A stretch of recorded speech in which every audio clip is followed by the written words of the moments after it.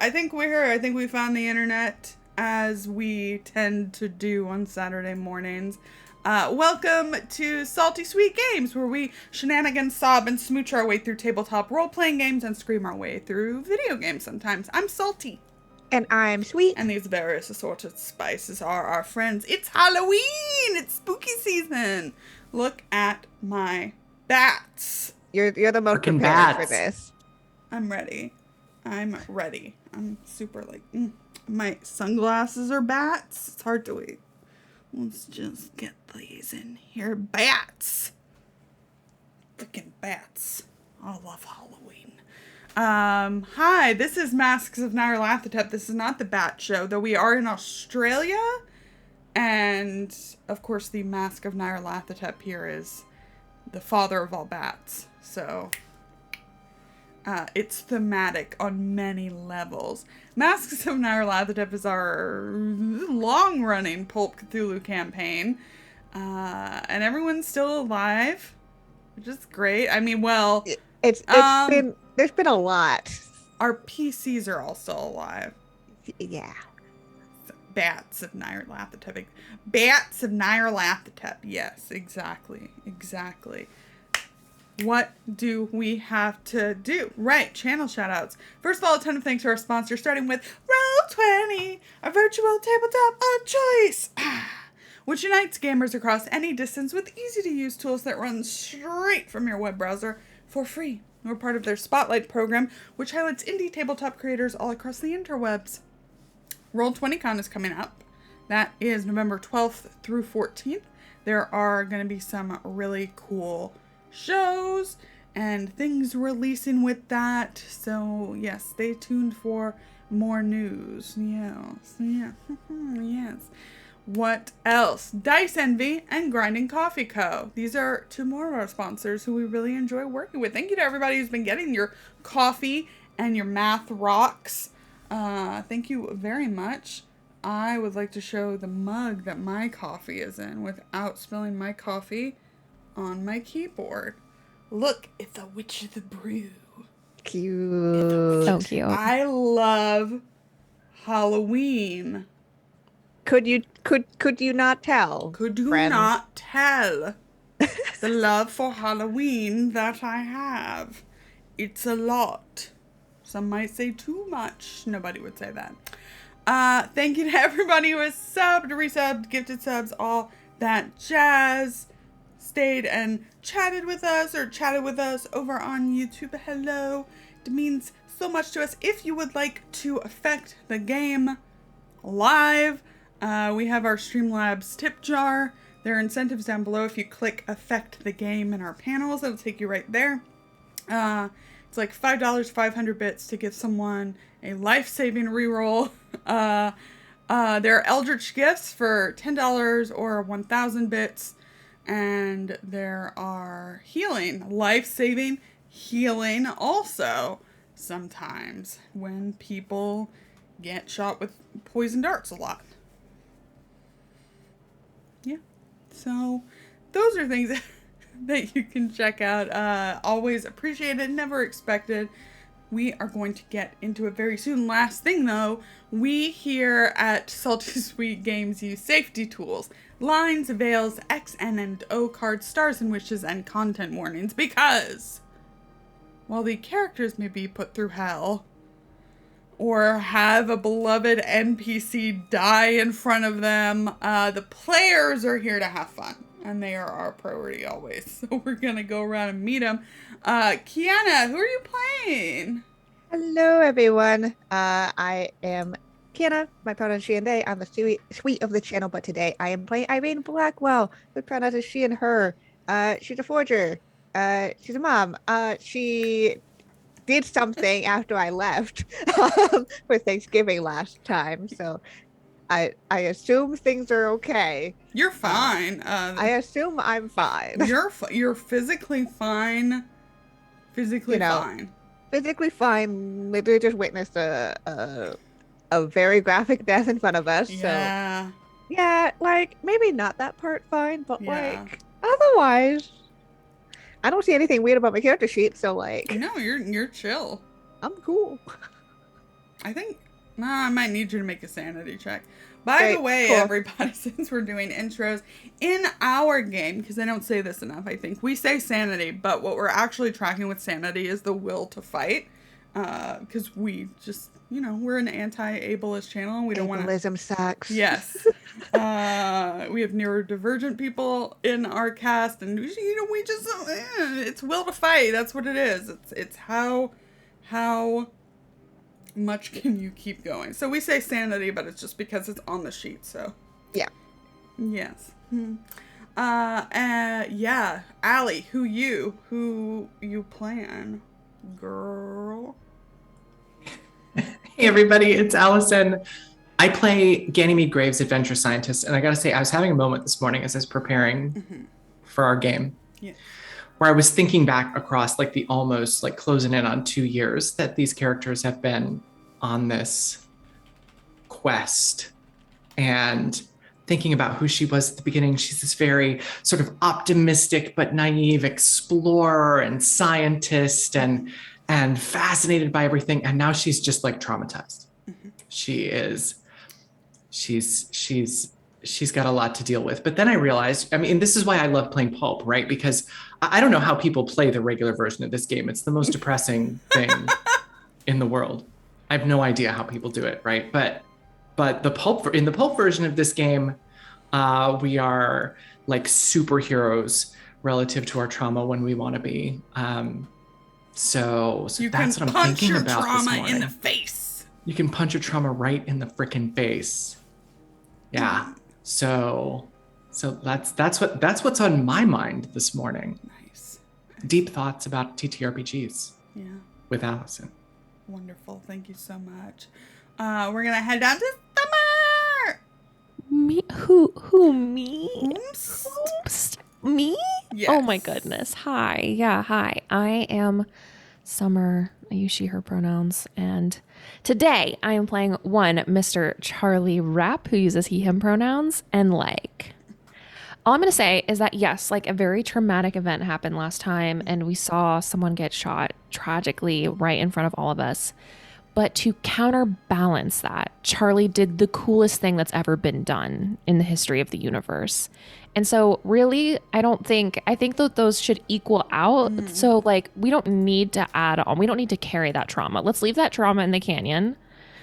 And let's just focus on Charlie looking so hot. And being just so cool. And yeah, that's really all I have to say about that. Great. Good. Yeah. Yeah. Let's head over to Eli, who might disagree with that approach. A little bit. Hey, everybody. I'm Eli. I use he and they pronouns. Today I'm playing Professor Winston Finn, but you can call them Winnie, who also uses he and they pronouns. Winnie is that person who you meet who's like, oh, you've never had anything bad happen to you ever. Like, no trauma ever until literally an hour ago. So we're going to see how he deals with his first trauma. It's going to be great. He's definitely not going Baby's to... first trauma. Pretty much. He definitely won't have a breakdown or lash out or any of that stuff. He's fully stable. It's fine. Yeah. Okay, this sounds great. It's a good place to dive back in. If you have never joined us before, the investigators came together over the death of their good friend Jackson Elias, who was investigating the infamous Carlisle expedition, the members of which were all formerly presumed dead. That led him, and now you all, to a conspiracy involving various death cults around the world. Many names, many forms, but all the same and to one end. You know that these cults are amassing at specific locations around the globe and working together to build a machine that will rupture and taint the sky to open the gate for their god Nyarlathotep. You have figured out that the date of the machine's launch will coincide with the solar eclipse on January 14th, 1926, a little over half a year from now, and that a great ritual will be performed in precise synchronicity with the launch. You are in Australia to find the origin or the backup of this machine, which has taken you into the outback to find an ancient hidden city. last episode, the last leg of your journey to the ancient city led you through a ravine where you were ambushed by a sniper. Your friend, Professor Anthony Cowles, lost his life. His daughter Ava's keen eye and Charlie's quick thinking took out the hidden sniper. Charlie then helped Anthony's spirit cross over as painlessly as possible. The party retreated to a hillock to regroup and were able to observe a camp at the center of the stone monoliths. A camp run by Robert Houston, psychiatrist and former member of the Carlisle expedition. He's very handsome. Those guarding the camp headed off to the ravine where the party had come from, because, Charlie had lit a cigarette and lit dynamite that he found in the back of a truck, and then he threw it at the sniper's hole. So it caused an explosion, and that's why you potentially have an opening, as pretty much everyone you can see from the camp is headed to the ravine. It is June 29th, 1925. 199 days till the apocalypse. So, we are on the hillock. I hand it over to you, investigators.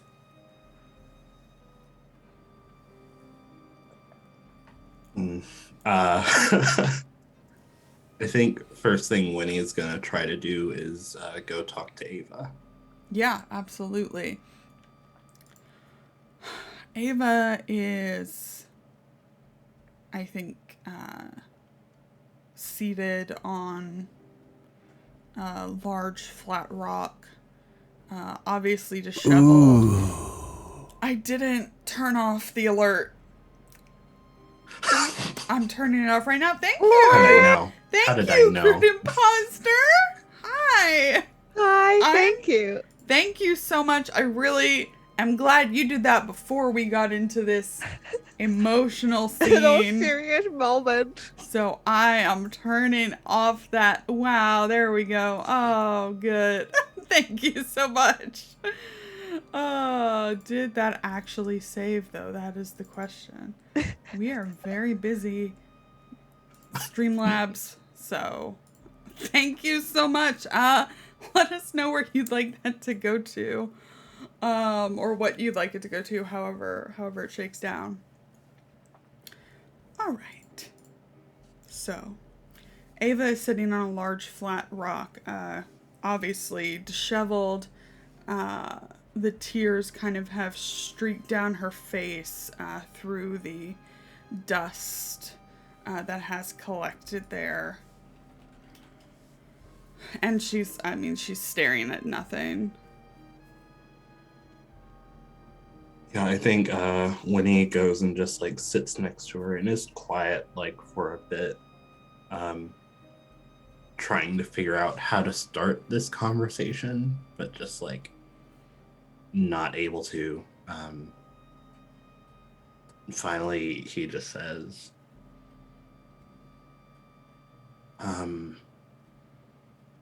Ava, I'm really sorry.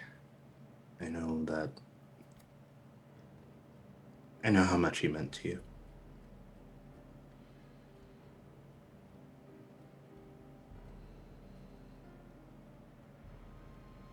It takes her a while to respond. You're kind of sitting there and can see some of the dust blowing up from where the party is headed to the ravine in the distance. But she does eventually speak.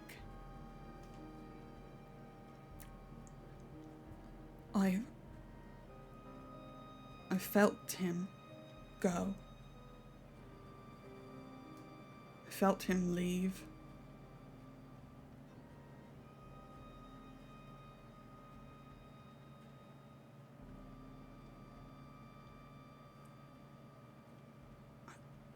I know you all explained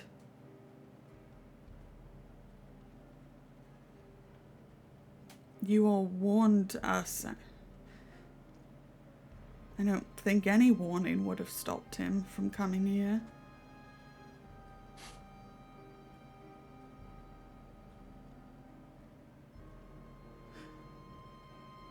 But I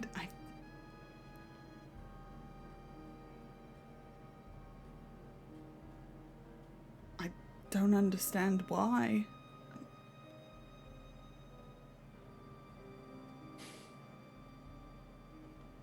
I don't know.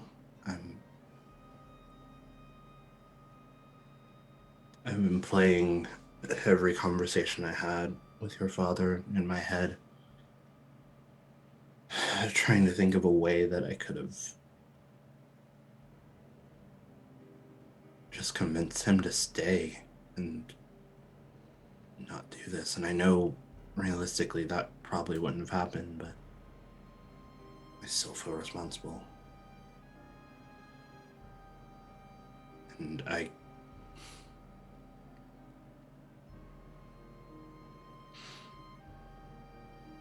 wanted more than anything for both of you to be safe. And I failed at that, and I'm sorry.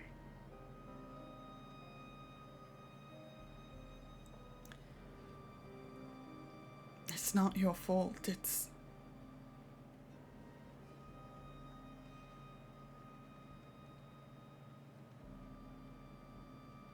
And you see her eyes kind of following the group heading out.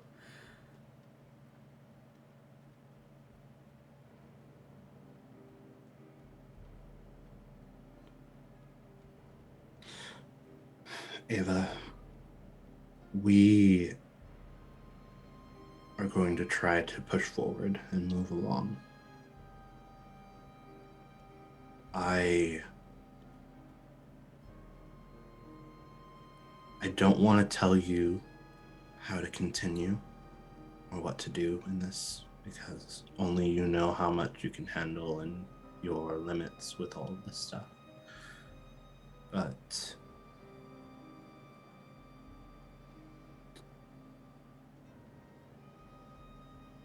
I don't want anything to happen to you.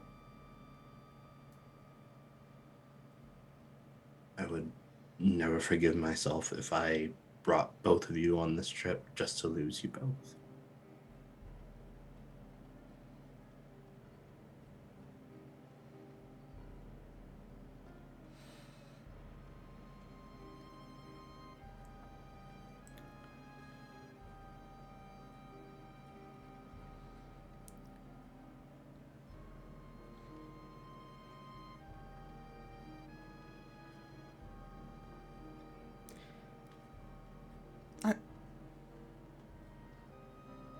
I want to see it through. For my father. And I want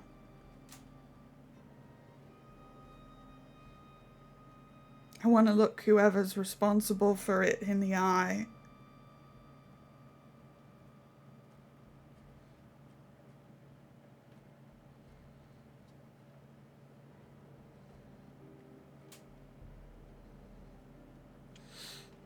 I think Winnie just nods and puts his face in his hands.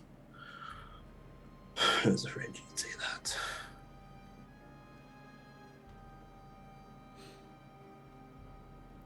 It's probably them who should be afraid, Winnie.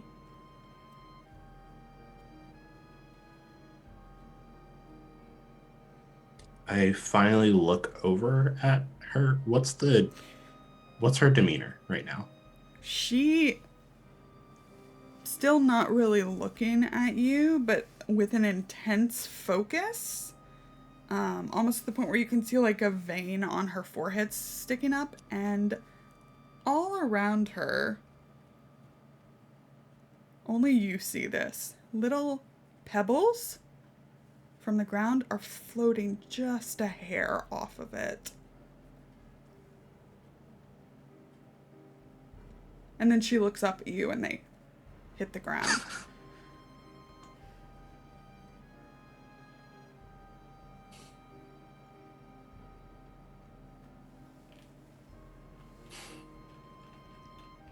Okay. But to Do not, under any circumstances, put yourself in the line of fire to die for anyone here.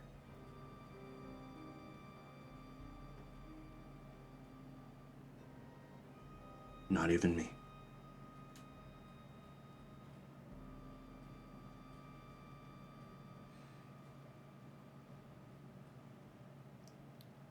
You don't have to worry about that. Winnie tries to give their familiar smile, but you can definitely see the pain behind it. Mm-hmm. And just, if Ava accepts it, pulls her in for a hug. She accepts it, and there's no release with it. That tension remains in her body as far as you can tell, but she allows the embrace and accepts it, and she rests her head on your shoulder.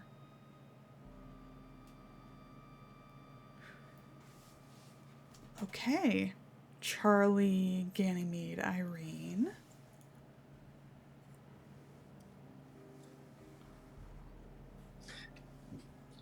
We were in hiding on a rise above the camp, just slightly above the camp, watching with binoculars as all the people that we can see who are guarding it begin to make their way now to the ravine.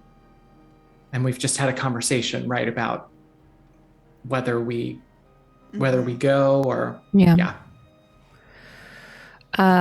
Yeah. So Charlie was basically just waiting to see if Ava was going to be coming with us or not.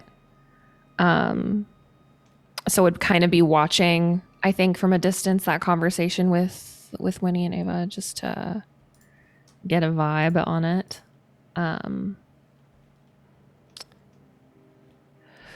Winnie would probably give like a slight nod in your direction after that wraps. So. Hell yeah. Charlie would just kind of turn to Ganymede and be like, well, it looks like everybody will be coming along. We should probably get a move on if we want to make this happen.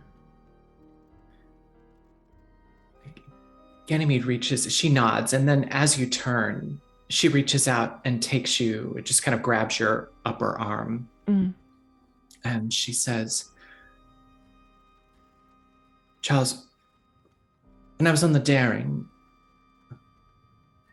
occasionally dove to some great depths and underwater archaeological explorations, and there are creatures that live in the darkness where we are the aliens, and they're monstrous. If we go down there, we're likely to encounter something similar. Are we prepared for that, do you think?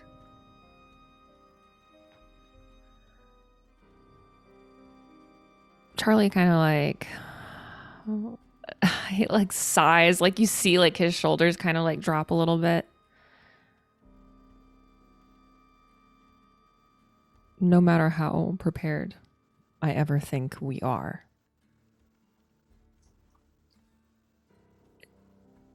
when you come face to face with it, it's a little bit different. But I think we're ready. And I think that we haven't come up against an obstacle that we haven't been able to face and overcome. So, prepared or not, I think this is just something we have to do. She, after a moment, her grip on your arm loosens and she nods and swallows hard. She looks down and clicks open the swivel on her shotgun just to check that it's loaded and carefully clicks it shut and says, she kind of straightens up a little bit, and there's a bit of the old Ganymede there, but you can tell it's kind of put on, right? Mm-hmm. So he says, well, no time like the present then. Let's go. Charlie will nod. And I think he like looks at Ganymede for like a long moment. You can tell like he's definitely like he knows something's like super off with her. And it's like that debate of like, do I say something in this moment about like what's going on? But he decides against it, and we'll go to get the group together just to get everybody assembled and head out. Mm-hmm. Yeah, so before we head out, let's everybody roll on the Eldritch Gift Table. Yeah. Yes. Ooh. Yes, good stuff. I'll get my cards. Stuff. Oh, another useful item for me? Oh, you don't say. You don't say. Let me get my cards. Where the fuck are they? Nice. 10 extra luck points. So good. Good stuff. Nah, I was really hoping somebody's going to get that watch. Oh, well, you're fine. Damn, I want that watch so bad. It'll come around. That watch has been passed around already quite a couple times now. The only person who has a use left, though, right now isn't here.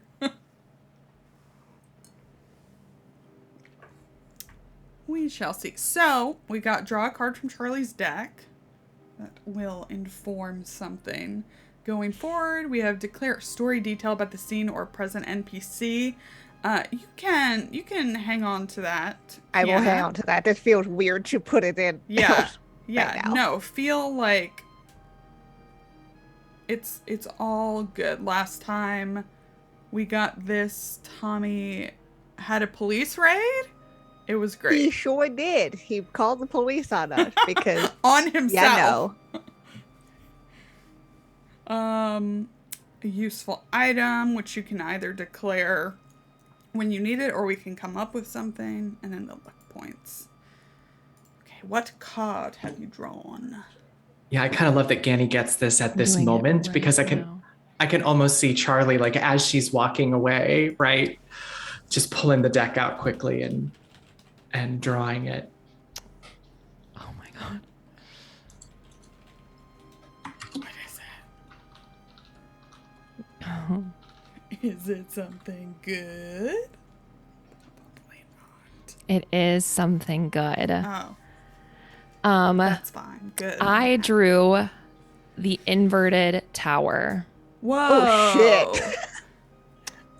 Which upright usually means sudden change, upheaval, chaos. But reversed means personal transformation, fear of changing, and averting disaster. Okay. Yeah. Allie, if you would write that down somewhere. Inverted tower. It's funny because we're going to an underground. To an inverted tower. To an inverted tower. Yeah. That's wild. Amazing. Yep. Okay. I got it. Okay. Yes, and if there's any good spots to incorporate that, I don't know. We'll see. Fear of change is always great. But I like personal transformation, averting disaster. So we'll see what happens. All right. So as you approach, are you taking the camels or leaving them? We'll take we might leave the camels. I would suggest leaving the camels, even though getting there would be a little bit faster. Well, yeah, because the thing is, if we can get in, the idea is like, if we can get in and they won't notice that we've gone in, that would be ideal. So they won't feel like a hot pursuit, right? Mm-hmm. we'll probably leave the camels. Yeah. Okay.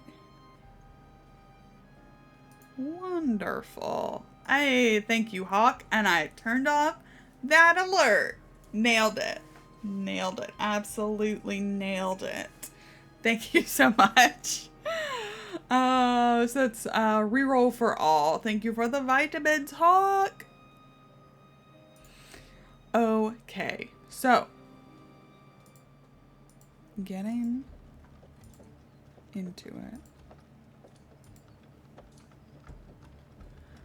So as you approach the coordinates you were given,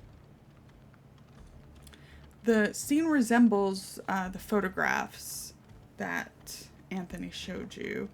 The strange rock pillars and blocks rising out of the timeless sands.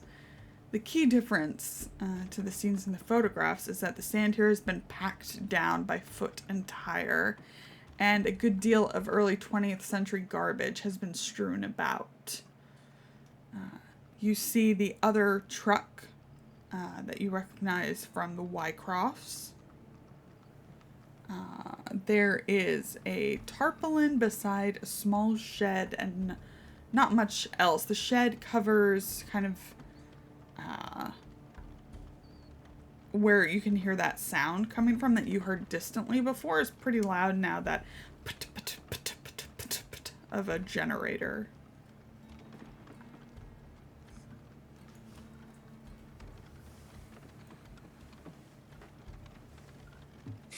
What do you do? Ganymede is kind of, I think, taking the lead perhaps, and at a crouch, kind of jogging down that little bit of slope, right? And she, I think she gets to this truck that is closest to the tent, the little tent area, and crouches down behind, kind of between the tailgate of the truck and the little building for some cover as the others are running down.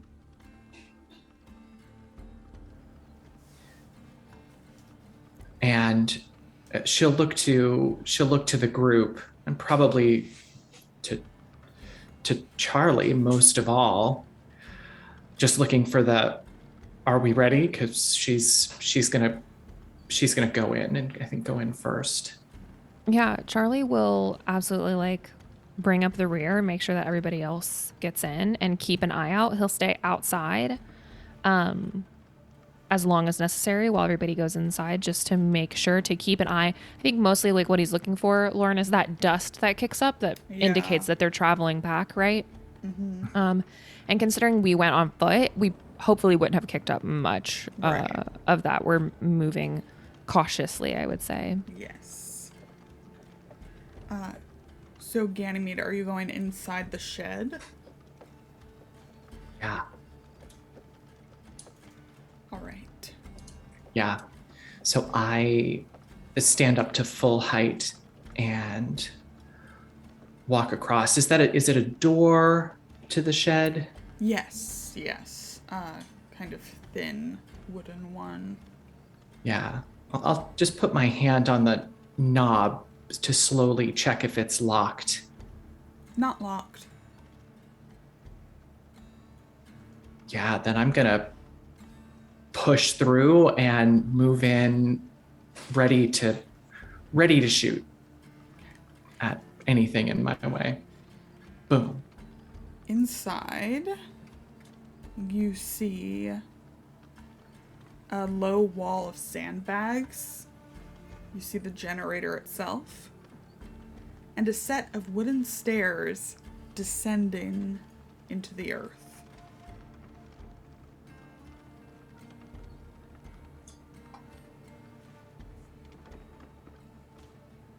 Okay.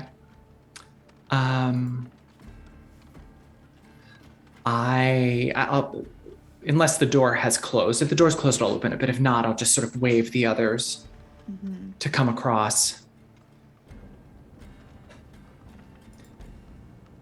And I won't tarry unless somebody asks me to. I'll begin slowly moving down those stairs.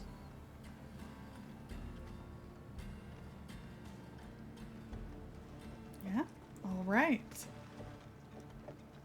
I think I'll as you've been looking around, Charlie, I think you've definitely saw as you were approaching Ava kind of tarry by one of the pillars.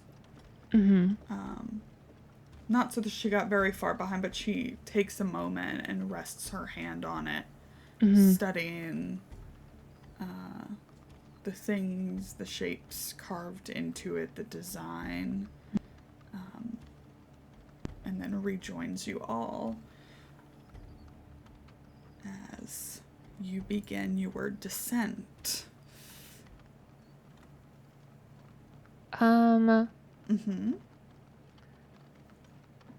gonna make sure that I close the door behind us. Does it have a lock on it? No. Okay. Yeah, then Charlie will rejoin and make sure that everything looks as it was.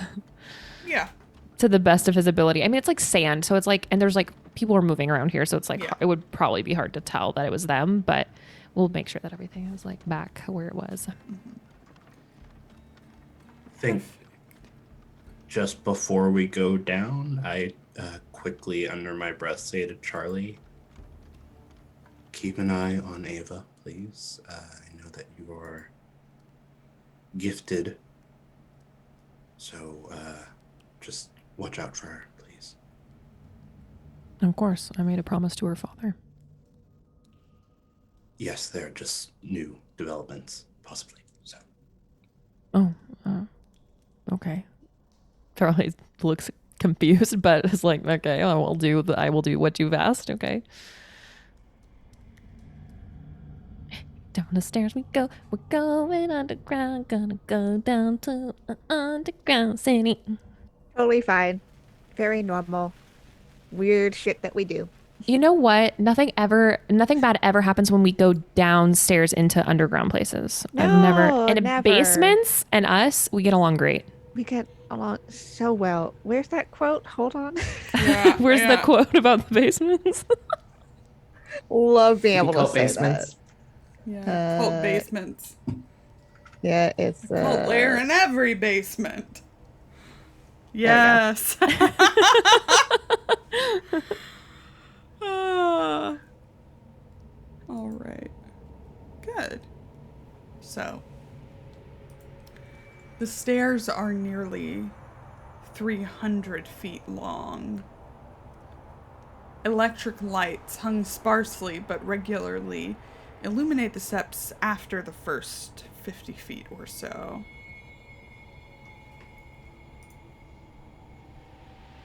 I'm trying to be stealthy. Yeah, of course. I'm never surprised in combat. Yes. I'm sensing some anxiety. No. Wow. I wonder why we would ever feel anxiety going into so a crazy that you would say that. Weird underground place. You look silly right now, Lauren. As you reach the bottom, you see a backup electrical generator matching the one at the top of the stairs. There are several 50-gallon petrol drums here as well. The first impression down here is one of coolness. The earth at this depth maintains a constant temperature of about 57 degrees Fahrenheit. There is a silence and a stillness beyond life and death.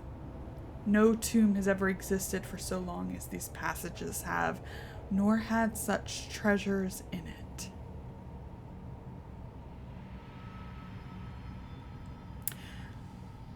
Let's have a listen check. And and natural world from anybody who wants one. Yes, I know so much about dirt. Hey, Damn. nice, Ganny. Listen. Nice. You're good. I'm listening so I hard. suck today.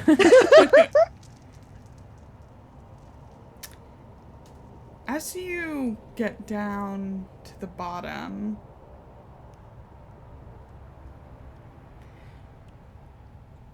the lower stairs are dripping with some kind of foul smelling, like ammonia smelling stuff. It's hard to tell exactly what it is. However, Ganymede, putting this together with the sounds you're hearing, and Irene, you hear the sounds before you can identify the smell, the sounds of many bats hanging from the ceiling, the paste-like substance being excrement, guano, as you realize what is above you in the darkness. Bats.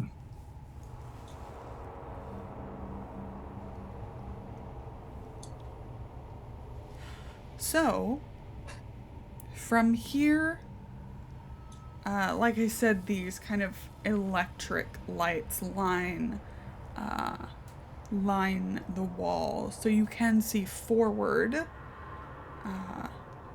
to a door. There's only really one way forward, but then you can see some kind of branching off caverns. And despite the noise coming from above, with your extreme success on your listen, was that it, Irene? Yes. There's a distant whistling sound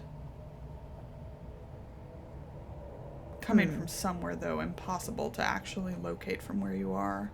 Okay. And whistling as in it sounds like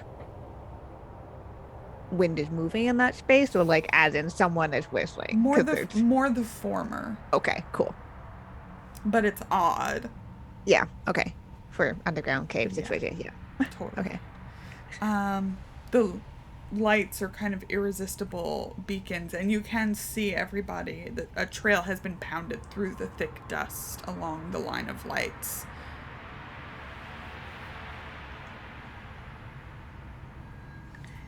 Well, I don't think we're alone, but not of the people kind.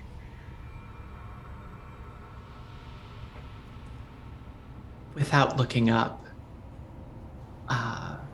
Ganymede says, I know many have some anxiety about them, but they're generally speaking quite harmless. Don't allow them to shake you.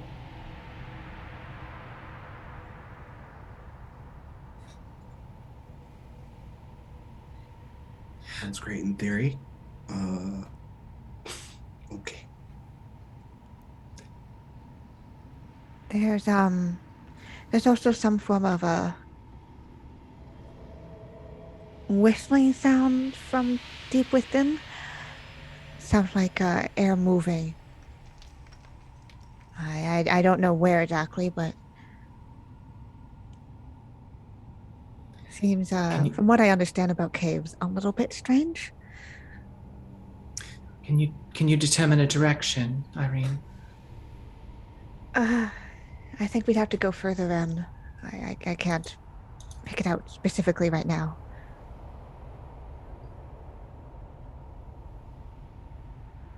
I'll turn and start moving slowly forward. Right. Is there a direction choice that needs to be made here? Not yet, no. Okay, It's pretty cool. much straight ahead at this point along the lights.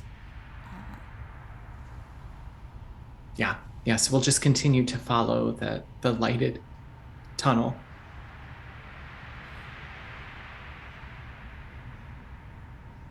yes, as you move through, this place is gigantic. I mean, even, this is what you would think is a tunnel, but the size of it seems large for people of your size.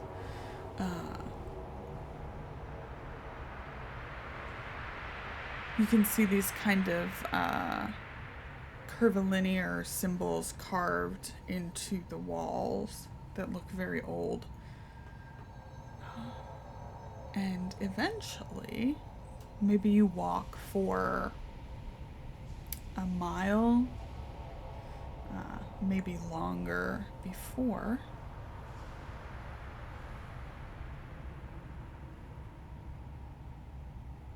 you come to what appears to be a door on your right.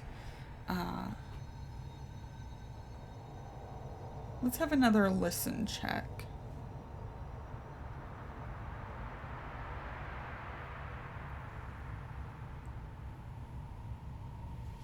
Good, good. It's going well. Yes, good. Whew. That narrow success. Feels good. Feels It's good. right on the dot right there. Nice, nice. Okay. Oh, and Winnie got a hard. Okay. So, as you approach this door, it's far enough away from the generator where that noise has pretty much faded at this point.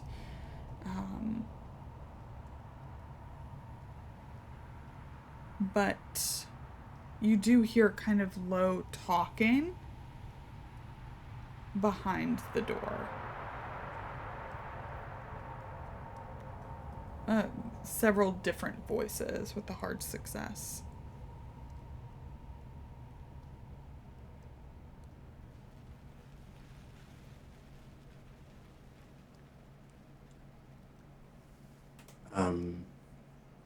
I think I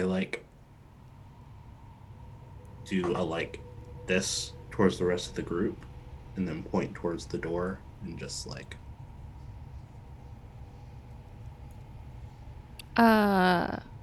Charlie will come up to the door and put his ear completely against it quietly. Sure. Do you hear talking? Does it sound like English? Yeah. Okay. Yeah, it doesn't seem to be about anything in particular that sticks out to you. Mm-hmm. It seems almost like workers on break kind of deal. Yeah. And the pathway keeps going though, right? Yes, it does Past this keep door? going past this. Charlie would just if it just kind of sounds like aimless talking, like aimless chatter, he's going to just point to continue, to keep going, to keep following the main path. And just be let's just avoid people as long as we can while we're here. If we have to come back here and encounter them, we will do so, but we would prefer not to right now. Yeah. So moving quietly, probably. Yeah. I mean, there's talking in there. Unless you make some kind of loud noise, they're not likely to hear you. I sneeze so loud and it causes an avalanche.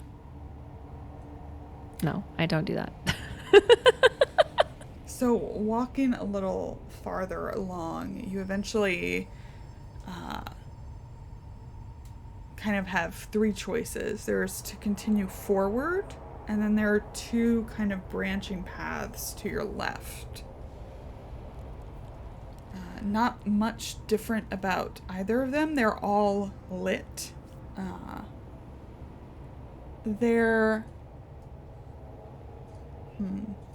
I would say kind of your middle choice has a bit more foot traffic in and out than the other two do, but that's really the only noticeable difference. Hmm. You mentioned earlier these carvings on the walls. Has Ganymede ever seen anything similar in her archaeological experience? I think this is older than anything you've encountered. Nice.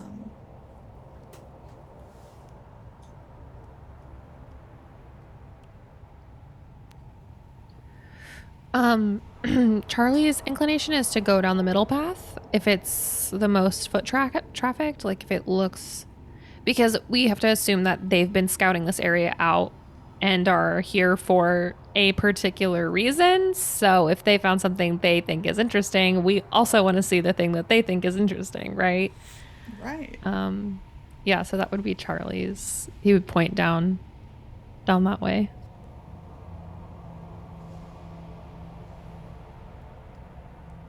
I think Winnie would just ask Irene any better pinpoint on where that whistling's coming from. Can I? Yeah, I'll give you another listen check, and you can roll twice. Yay. Roll twice or with bonus? Either. Okay. We'll do bonus because that's fun. Hey, 33. nice. That's a success. That is a success. You think the whistling is coming still distantly. I mean, you just kind of have a knack for picking it out, especially as you've left the generator behind. From the most straightforward path. Okay. It seemed to be coming straight down, as far as I can tell. Is that the same one with the most foot traffic? No. That one has the least foot traffic. Oh, damn. Okay, we'll try and say. I mean, it looks like they've mostly traveled this way, but if you think we should pursue this sound, then we could. Is it possible that the whistling represents the movement of air, and so this is another exit, perhaps, which would also explain why it's less trafficked. The back door. I mean, there's only a couple ways to find out, but this way that they seem to have gone many times, I'm interested to know what it is at the end of the path. We can always double back and pursue the whistling later. You could split up. Hey, Lauren, that's like such a sweet suggestion, but can you hold that? Like, just hold that. Keep it to yourself for right now. Oh my god, damn, Jesus. This jail. Like, so sweet of you. I really appreciate you throwing that idea out there. There are no bad ideas in brains. No bad ideas. But just... Well, I don't know. There might be some bad ideas.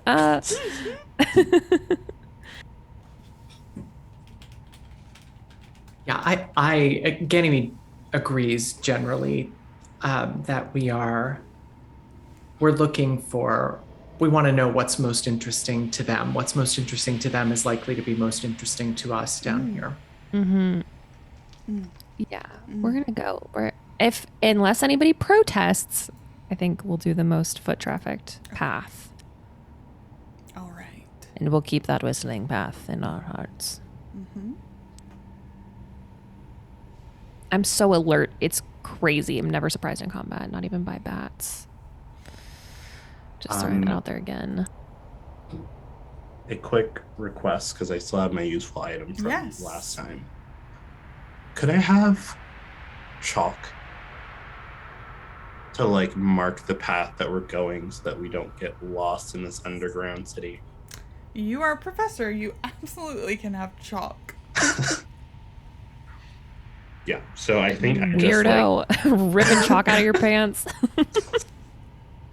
I just go in my like coat pocket and I like pull out a piece of chalk and I try to like put it in a discrete position on the wall to where it's like not obvious that someone's like going through and marking on these walls.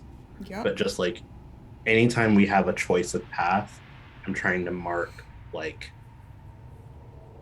what we've done essentially. So Great. Professor Winnie was here. Massive script. So, as you begin to move throughout the city, I would like sanity checks from everybody. Oh, yeah. Yeah. Yeah, being underground by itself is hard. I hate it. I'm so bad today. I haven't succeeded a single roll. What are your rolls? I don't know what's going on. All right. I fucking hate it. Whatever. Kill me. Just Kill one me. more point. Yeah. Oh, sorry. I didn't mean to. Yeah. And this is... Yeah?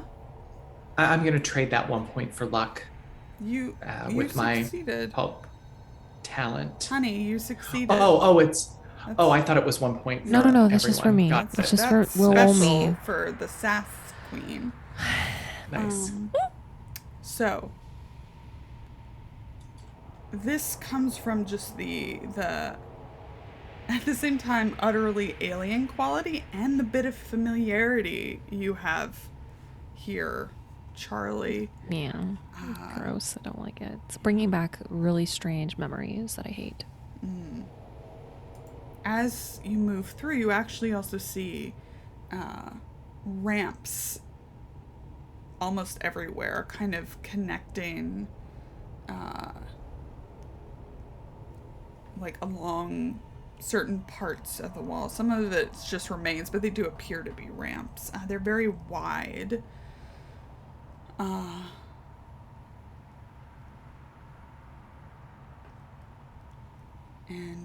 you walk.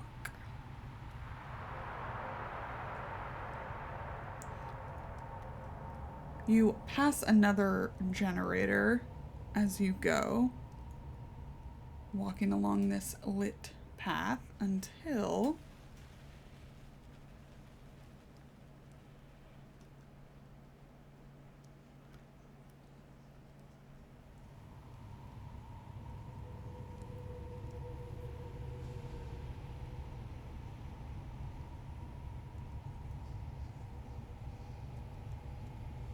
you start to see a distant purple glow in the direction you're going. I love purple.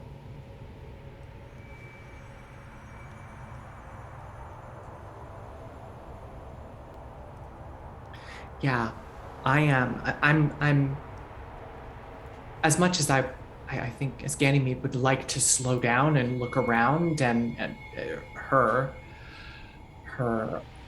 archaeological curiosity is really piqued here, but she's keeping things moving.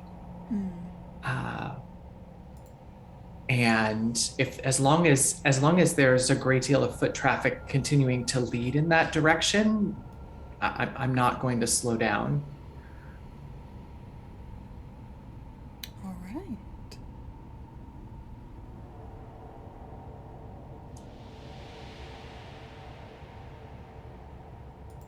I'm keeping an eye on Ava. She's been pretty quiet, just kind of focused on moving and staying together. Yeah, I'm definitely keeping an eye on like her vibe, you know. Yes.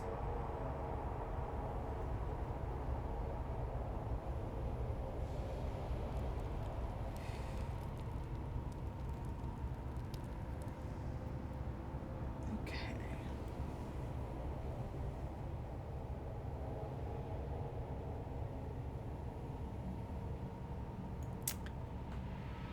As you grow closer to where the purple light is coming from, there's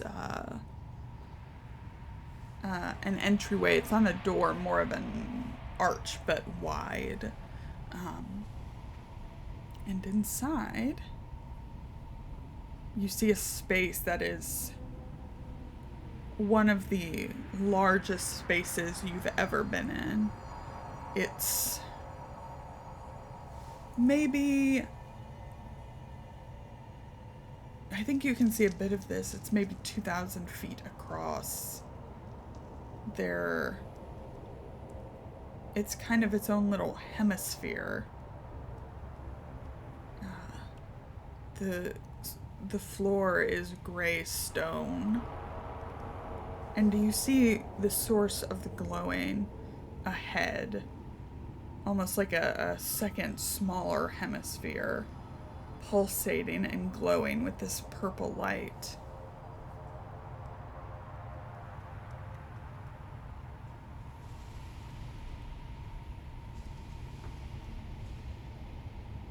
How much smaller? How big is it? Ooh. Maybe 500 feet Okay. in diameter.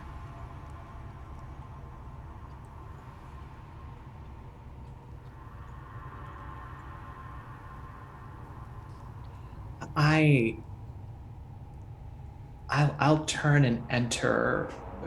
We kind of enter into this chamber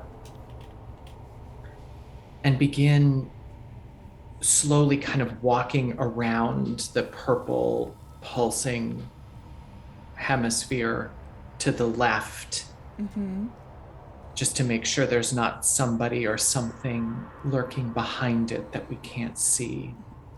Okay, so you start making your way toward the hemisphere. Yeah. What's everybody else doing? I will say Charlie, real quick. Yeah. You see the statues that you saw in your vision. Okay. There are 4 of them. The same ones. Are they like where are they in like relation to the sphere? They are close to it, kind of I think you probably see them peeking out from the other side, though they're about 25 feet high, which is kind of small compared to the when I rest. saw. Oh yeah. Does the energy, does this seem familiar to me? In some ways, they're the same 4 statues, but you would have to get closer to kind of see if they're exactly the same.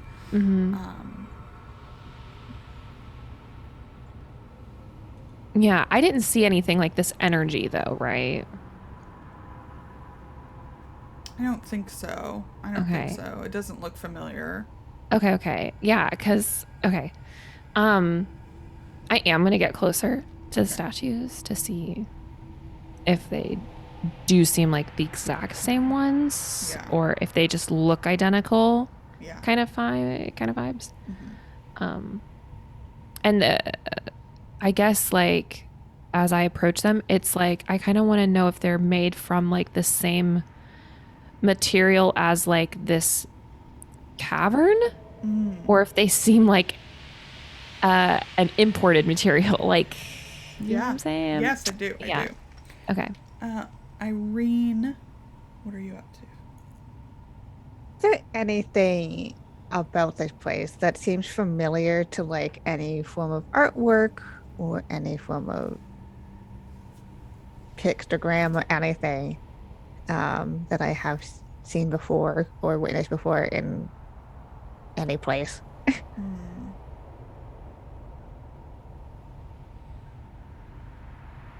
I don't know that there is. I think this place is utterly alien. Cool. Yeah.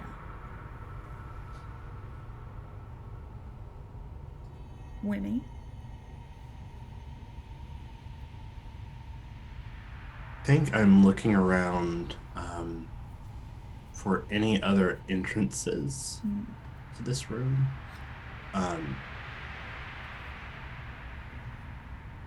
I think Winnie's trying to avoid ambush at all costs at the moment. Yeah. There is another entrance across, kind of directly across the way. It's hard to see past the hemisphere, but as you're all moving, you'll be able to see it. Yeah, I think he's going to try to, like, circumnavigate the hemisphere and get to that entrance to make sure no one's on the other side. Okay. As you all move further into the room, I'd like a group luck check. Sure.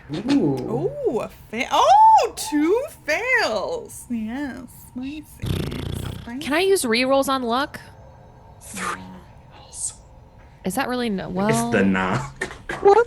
I mean, What? yes, of course you can.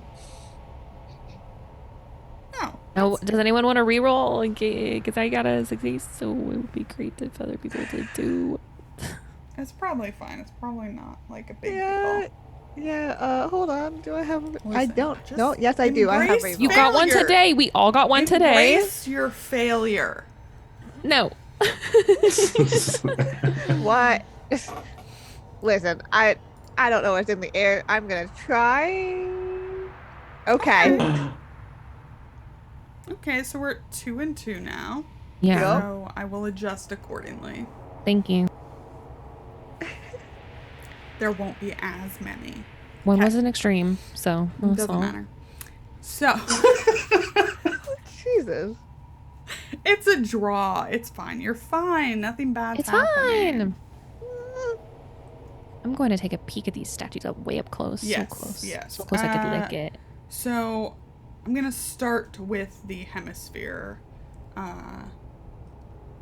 Winnie's going by it. Irene, are you going with Charlie or Ganymede? You're all decently close to each other, but again, the spaces here are exaggerated. They're extreme. Yeah. I will go. I am going to go with Charlie. Okay, to the statues. So Ganymede. As you approach, Yes. this light kind of, this light, if it is light, whatever it is emitting light, this energy kind of pulses and almost as if it's alive, right? The way it moves kind of randomly. You're not sure exactly what the kind of hemisphere around it is. If it's just light or it's energy or it's hard to tell, but as you approach it, there is in front of it a 3-foot-high stone block, which plainly has been dragged in recently from outside. There are dark stains on the surface and the floor near it. There are ashes and charcoal marks nearby as well. Do I recognize these as sort of common sacrifice, kind of evidence of some type of live sacrifice Yes. here? Blood, ashes. Mm-hmm.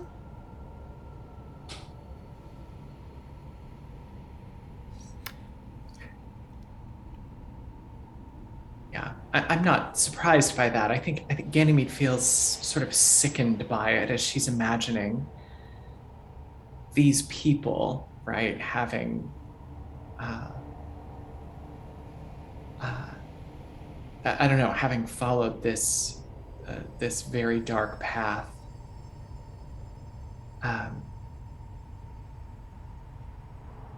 And I think I just feel this urge to, I mean, not just to stop them, but like to punish them almost, to hurt them. Mm-hmm. But I'll continue to take a closer look at that and make my way around that. Kind of continue, looking around the sides of it and Yeah. just not to miss anything.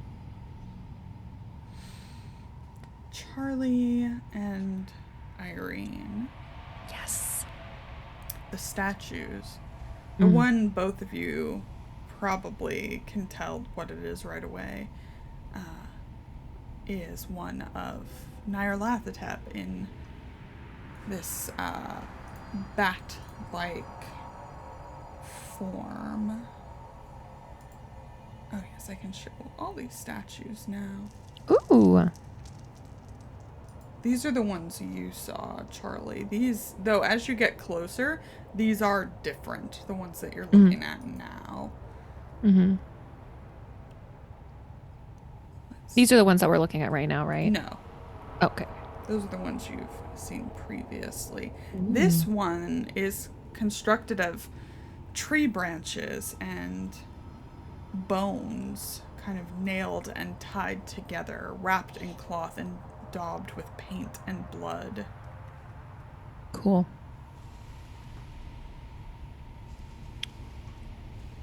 So cool. Okay. Very human. Yes. Okay. So it seems to be like a human recreation of what he saw. Mm-hmm. And way scarier. Okay. Yes.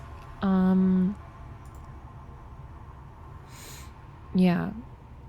Charlie will just kind of get super close. Do I touch it? Oh, yeah, I have to. I touch everything, so I have to. I'm gonna touch it.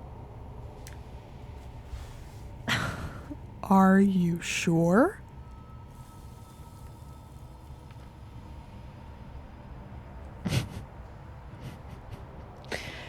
I'm so sure. Yes, I'm positive. Make a power Yes. check. I'd love to. God fucking damn it. Irene! Irene is like, ah! You know what? Okay, yep. I'm gonna use a reroll that I have. I'm gonna use a reroll. Obviously, I'm gonna use a reroll because I'm not taking. I won't take that laying down. Hard success. I will take that laying down. Fuck. I need I you. hoard these for a reason. Yes. I What? need you to roll 1d10. Okay, for sure. A 6. How's that? You lose 6 points of power and half of your current magic points. Ow. Okay. As your hand touches it, it's as if your essence is being pulled out of you. And you kind of lose sight of the purple light that washes everything in this room until there is nothing but blackness, so much deeper than any you've ever seen. And then just a thin slit appears with a tearing sound. And you see a figure walking forward, at first very tall, humanoid, but walking. And as they walk, they become smaller, about your height, until Augustus Larkin and his void eyes are before you, backlit by that otherworldly green glow. Long time no see, Charlie. What slit did he come out of? It's like a tear in the darkness. Okay, so I can see him though. Okay. Charlie kind of narrows his eyes. We just can't get rid of you, can we? Why would you want to? Must mean you still don't understand.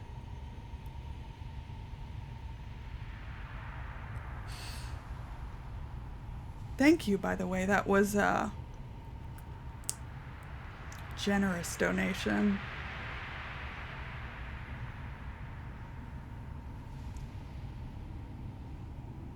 it was unintentionally given.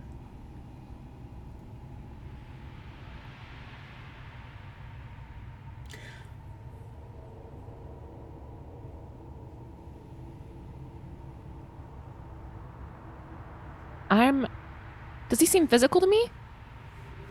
Hard to tell. You can't see the purple light. You're not sure if you've been moved. Yeah. Or... I mean, whatever. Okay. Hey, I'll just do something crazy.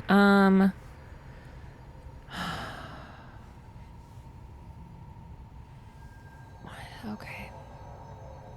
What do I want? What do I want? What do I want? I want... Okay, if I'm in an imaginary... Do I feel like I'm in an imaginary space right now? Can I tell? How would you know? How would I know? So I've been in one before. Remember that time I got stabbed? LOL, we all do. And I was like in a black void with like tentacles and that kind of stuff. That was like an imaginary space, kind of. Am I in a similar space to that where I'm not connected to my physical body though? Can I tell? I'll roll something if you need me to. I'm happy to. You feel like you're in a liminal space. Okay. Kind of between states. I wouldn't say that you've ever been in an imaginary space. For sure.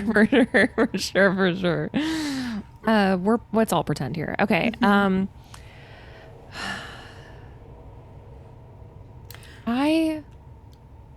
ahead. What's going on? Would you like to see something fun?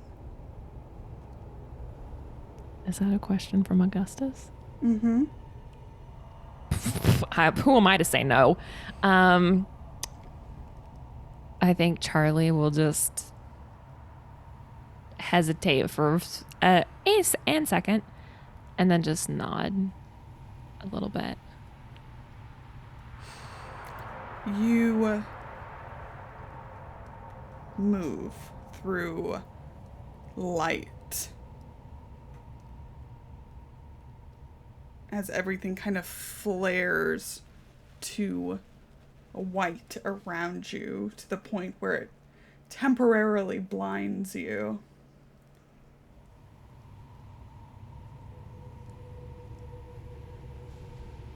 And you are in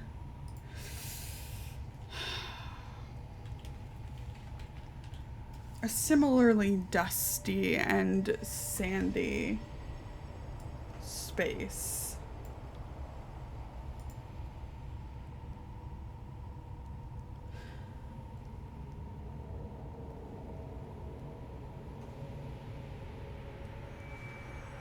You feel as though you're still underground.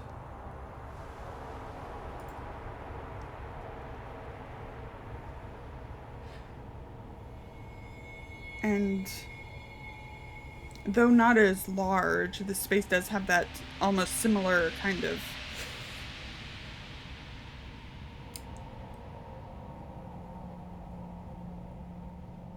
reverence to it.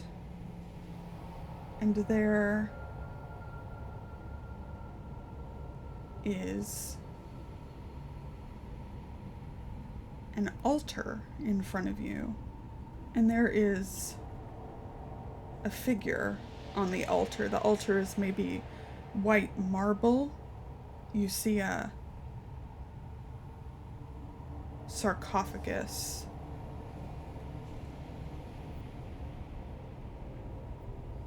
You see a crown, necklace next to it, kind of intentionally placed.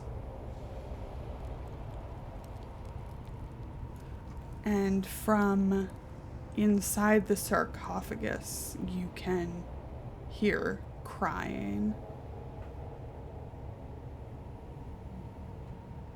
I go up to it. Larkin walks with you, casually, his hands in his pockets. Yeah, I'm ignoring the fuck out of this man. Mm-hmm. Absolutely. I'm going up to the sarcophagus. I'm going to open it.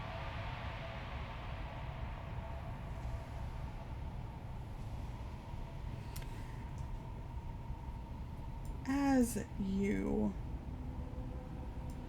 open the sarcophagus, Gimme, gimme, gimme.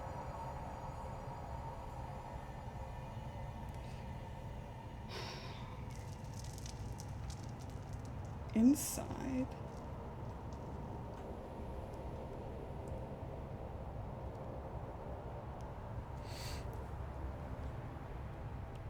you see a figure wrapped in linen, covering everything but her eyes, which are a familiar shade of green. In front of you, bound like a mummy, is Zara Shafiq. Fucking knew it. I reach in to grab her. Your hand passes through her as Oh my Larkin God. giggles. Now, that would be too easy. You like a bit of a challenge, don't you, Charlie? Charlie is still like, I think like he's just trying like desperately to like grab hold of her, you know? Mm-hmm. It's like his hands just keep passing through her and he's just still kind of like trying to tear at these like the bindings around her. Just so like beyond like blind with rage, like trying to get her out. Like radiating off of him for sure. I could take you there now. Ooh, he like freezes and like kind of turns his head towards Larkin without like fully looking at him. He's like listening.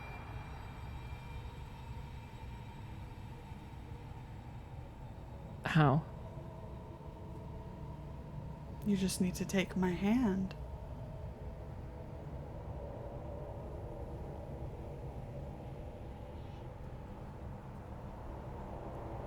And what will it cost? You? We'll say this one's on the house.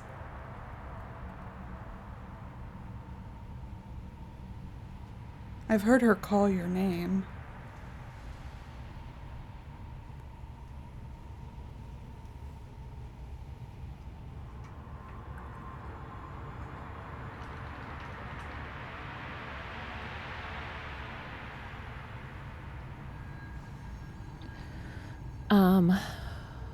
Charlie looks back to Zara. Does it seem like she can see me?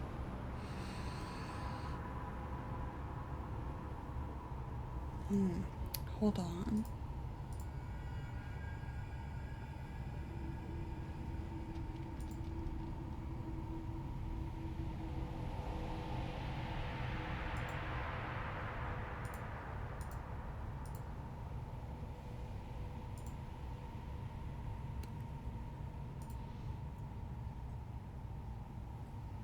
At first, her eyes are just adjusting to the bit of light that have come in.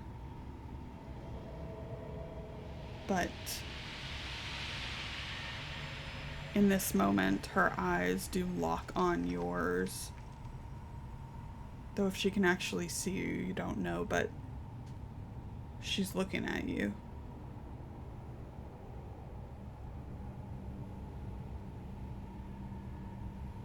Oh my god.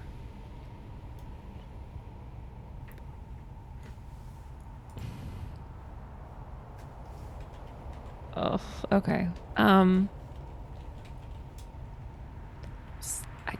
Okay. Charlie turns back to Augustus and will stick out his hand.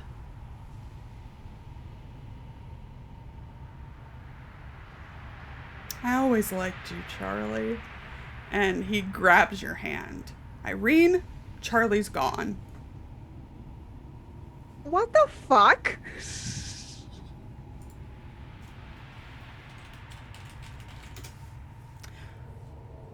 Charlie's gone. Just poofed in front of me? Just disappeared? Yep.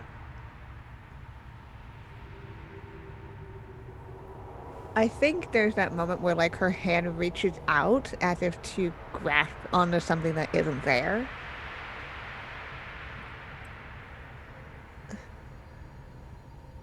Charlie?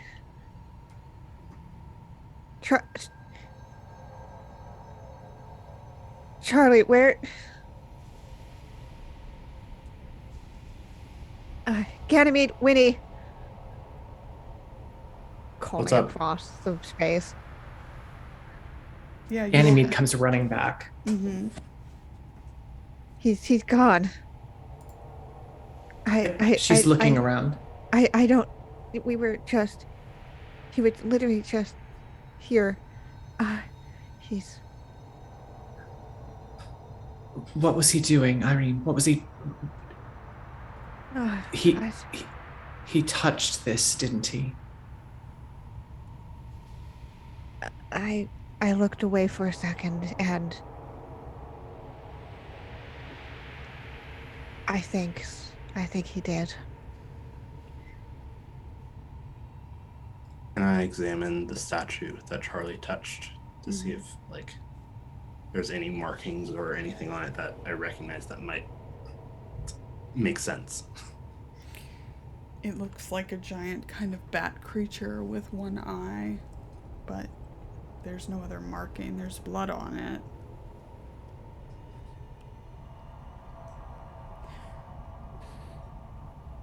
And as the three of you and Ava are gathered at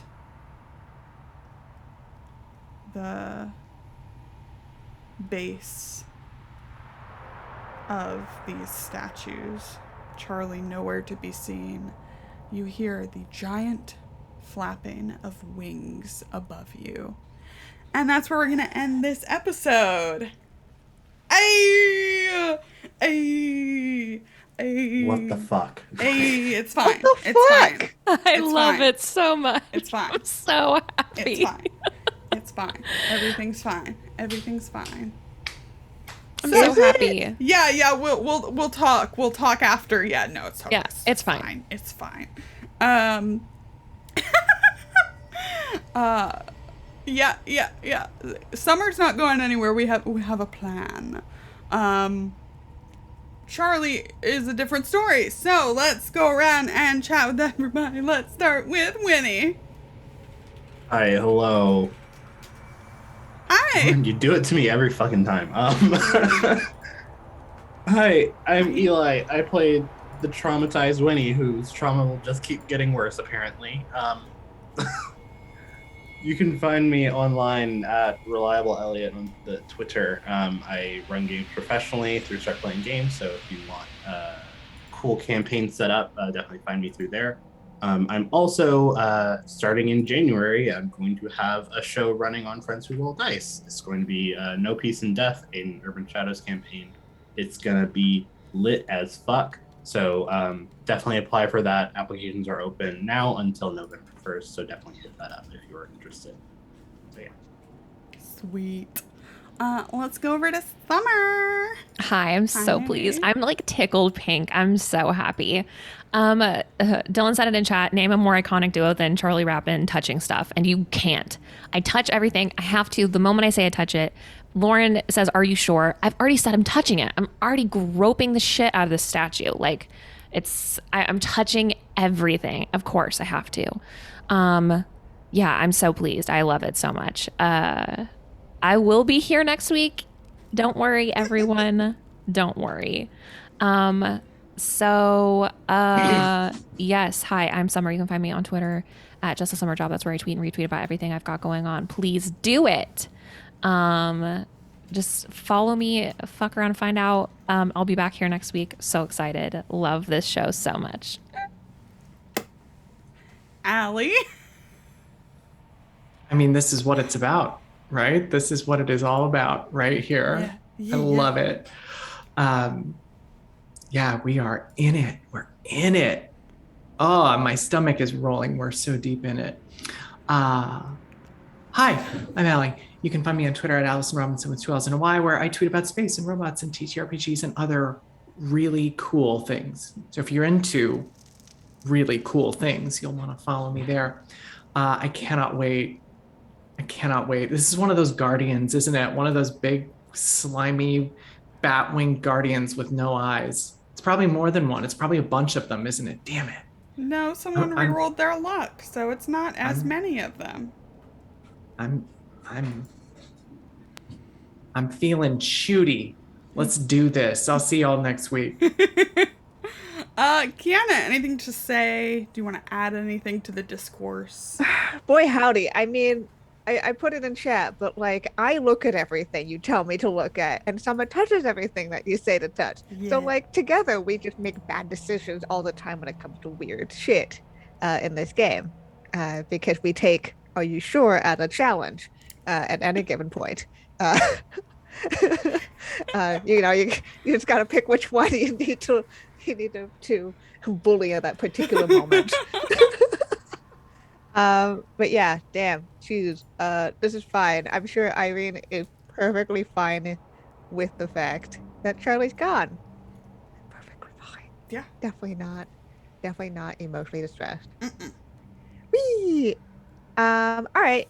But you can find me over on Twitter at Kienna, especially figure out what I'm doing when I'm not here on the channel, mostly just here. Actually, tomorrow morning, 9 a.m. Eastern, 6 a.m. Pacific. I am going to be, yeah, that's fine. I know. That's going to be at, I'm going to be at Big Bad Con Online. I'm going to be on the Cyberpunk panel, where a bunch of really awesome people are going to be talking about Cyberpunk and what it means as a genre and in TTRPGs, and specifically how we can move away from the problematic roots of the 1980s Imagine genre to something that is more applicable to the modern day. So obviously, you know me, and I literally wrote a setting that was basically that. Yeah, I'm really excited to be chatting then. But otherwise, we're just gonna be back here for this fine time. Yes. For everything that is fine. Good. Hi, I'm Lauren. I'm the salty half of this channel. You can find me on Twitter at @thatsaltyginger. This is on the plate for the foreseeable future. 9 a.m. Pacific on Saturdays. Masks of Nyarlathotep. Things are getting wacky. Wacky. So wacky. Yeah. Thank you so much for the tips today, for screaming along with us in chat. This was a surprisingly dramatic one, yes. Thank you to Roll20, Dice Envy, and Grinding Coffee Co. If you ever want to check any of them out, we have affiliate links and discount codes that are listed in chat now or in our panels below. Our stream team Emporium is doing a fundraiser this weekend for Trans Lifeline. I don't know if they're live yet. I think they are. Let me double check, but Yeah, I think they are. Because we will absolutely go raid them and send our love. It's just a busy weekend over here with Big Bad Con and other IRL things going on. So we will go give them our support. You can watch this VOD on YouTube. Yes, and that's Salty Sweet Games, just like it is on Twitter. If you want to know when we're going live and stuff. Baldur's Gate 3 had another huge patch, so I don't even know, but I want to play it. And it's spooky season, so it's the best time. We'll be in maybe something special for our next episode, because it'll be the day before Halloween. It'll be the day before Halloween. So yes, we're gonna get out of here. If Emporium's, if no one in a fundraiser is live, we will go raid someone else. It's specifically the Emporium Twitch channel, so okay, we go there. Sweet. All right. Until next time, everybody. Bye. Goodbye. Goodbye.